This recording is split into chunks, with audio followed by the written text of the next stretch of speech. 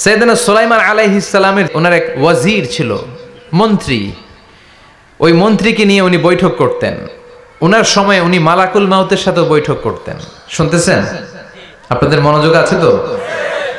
উনি বৈঠকে বসেছেন, মালাকুল মাউতও বসা, ওয়াজিরও বসা। হঠাৎ মালাকুল মাউত ওয়াজিরের দিকে বড় বড় চোখ করে তাকাচ্ছে। বড় বড় চোখ করে তাকানোতে ওয়াজির ভয় পেয়েছে।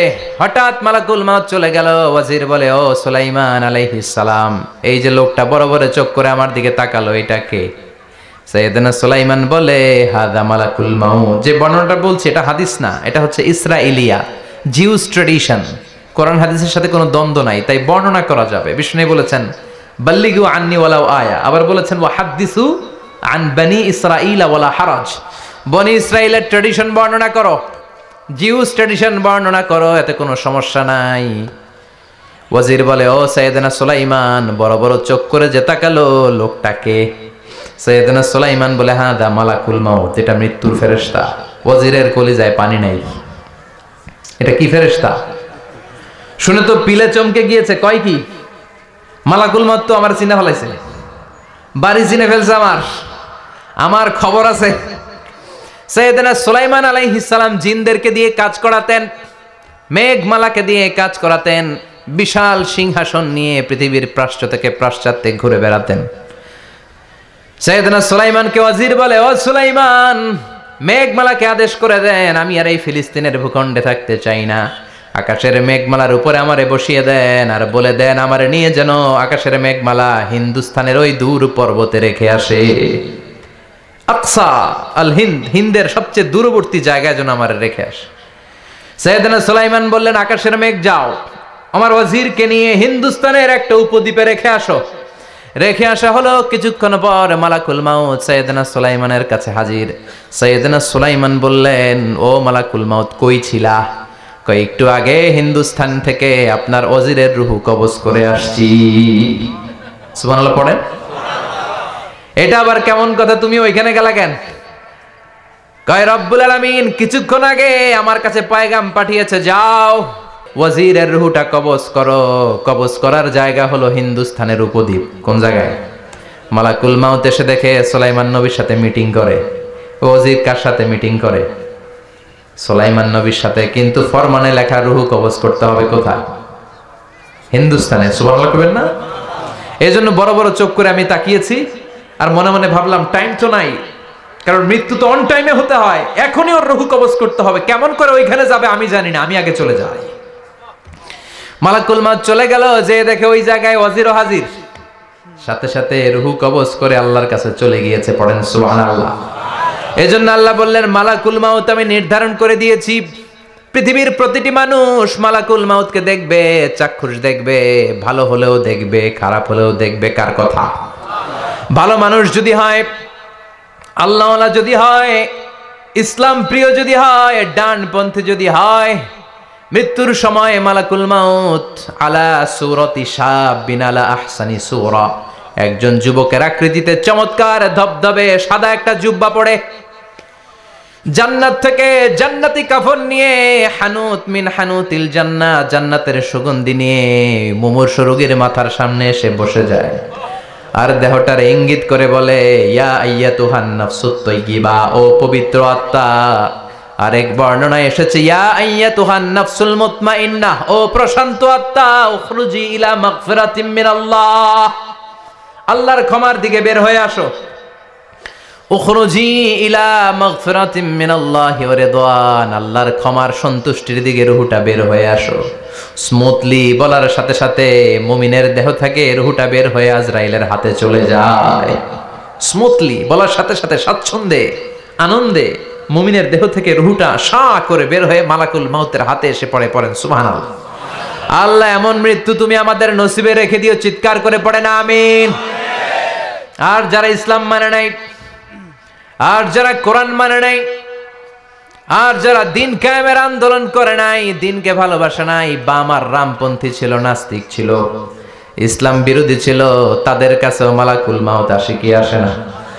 চিল্লায় বলেন, আসে কি আসে না? তাদের কাছেও আসে, কিন্তু আলা সূরাতি আকবাহি রাজুল, একজনের চেহারা যত ভয়ঙ্কর হতে পারে, যত নিকৃষ্ট হতে পারে, এরকম ভয়ঙ্করতম নিকৃষ্ট দুর্গন্ধওয়ালা একটা চেহারা নিয়ে আসে। রিজলাহু ফিল আরদ, পা থাকে জমিনে, রাসুহু ফিস সামা, হাদিসের বর্ণনা, পা দুইটা জমিনে, মাথা আকাশে। এসে ধমক দিয়ে জালিমের মাথার সামনে এসে বলে, ইয়া আইয়াতুহান নাফসুল খাবিসা, হে পাপাত্তা, হে অপবিত্র আত্মা, উখরুজি ইলা সাখাতিল্লাহি ওয়া গাদাবিহি, আল্লাহর রাগের দিকে, আল্লাহর অসন্তুষ্টির দিকে বের হয়ে আয়। মালাকুল মাউতের এই অর্ডার পাওয়ার সাথে সাথে রুহুটা কিন্তু বের হয় না। মুমিনের রুহুকে ডাক দিলে যেমনি স্মুথলি বের হয়, কাফিরের রুহু এভাবে বের হয় নাকি? কথা বলেন। রুহুটা ডানে যায়, ফাতাতাফাররাক, একবার রুহুটা ডানে যায়, আবার রুহুটা বায়ে যায়, আবার সামনে যায়, পায়ে যায়, হাতের মধ্যে ঢুকে ডানে বায়ে যায়। মালাকুল মাউত আবার ধমক দিয়ে বলে, ইয়া আইয়াতুহান নাফসুল খাবিসা, পাপাত্তা, বের হয়ে আয়। রুহুটা আবার ডানে যায়, বায়ে যায়, সামনে যায়, পেছনে যায়। এবার ঘপাস করে মালাকুল মাউত রুহুকে ধরে টান মারে। সারা দেহটা থেকে প্রাণ রস সিক্ত করতে করতে দেহ থেকে রুহুটাকে টেনে হিচড়ে বের করে আনে। আর মুমূর্ষু রোগীটা চিৎকার মারতে থাকে, পড়েন না আউযু বিল্লাহ। একটা জীবন্ত ছাগলের চামড়াগুলো জবাই না দিয়ে কেউ যদি টেনে টেনে বের করে, ছাগল জবাই হয় নাই কিন্তু চামড়া এক পাশ থেকে টেনে টেনে টেনে হিচড়ে আপনি গা থেকে বের করলে যত কষ্ট হয়, এর চেয়েও বেশি কষ্ট দিয়ে মালাকুল মাউত বামপন্থী আর কাফেরদের রুহুটা দেহ থেকে বের করে আনে। পড়েন না আউযু বিল্লাহ। আমাদের রুহুটা যেন আল্লাহ, মুমিনদের রুহু আপনি যেভাবে কবজ করান, ওইভাবে যেন আমাদের রুহুটা বের হয়ে আসে। আর জোরে পড়েন আমিন। এজন্য আল্লাহ বললেন, বাল তুসিরুনাল হায়াতাদ দুনিয়া ওয়াল আখিরাতু খায়রুন ওয়া আবকা। পাগলের মতো মোহাচ্ছন্ন হয়ে এই দুনিয়াটার পেছনে ছুটে বেড়াও।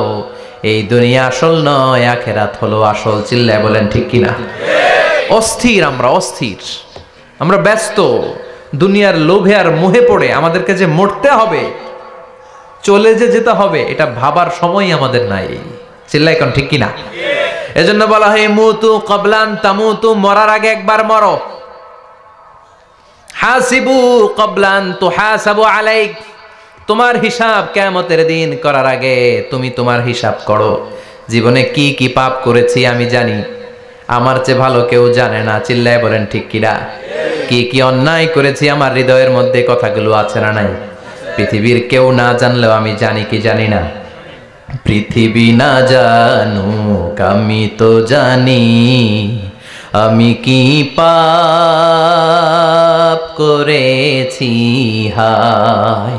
পৃথিবী না জানুক আমি তো জানি, আমি কি পাপ করেছি হায়। আমার পাপের করলে বিচার, বাঁচার উপায় নাই আমার।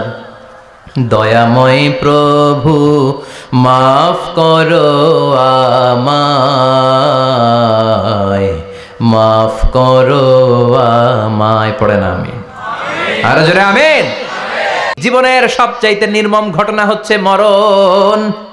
সবচাইতে ভয়ঙ্কর অভিজ্ঞতা কোন প্রাণীর জন্য, সর্বোচ্চ এবং সবচাইতে ভয়ঙ্কর অভিজ্ঞতা হচ্ছে মৃত্যু।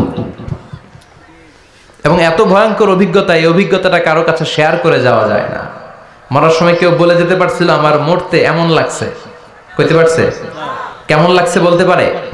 বলা যায় না। তার আগেই চলে যেতে হয় শৈশব, কৈশোর, যৌবন, বার্ধক্য, প্রৌঢ়ত্ব, হ্যাঁ, বয়সের ছাপ, কালো চুল দাড়ি সাদা হয়ে যাওয়া, দাড়ি চুলের শুভ্রতা, দুর্বলতা।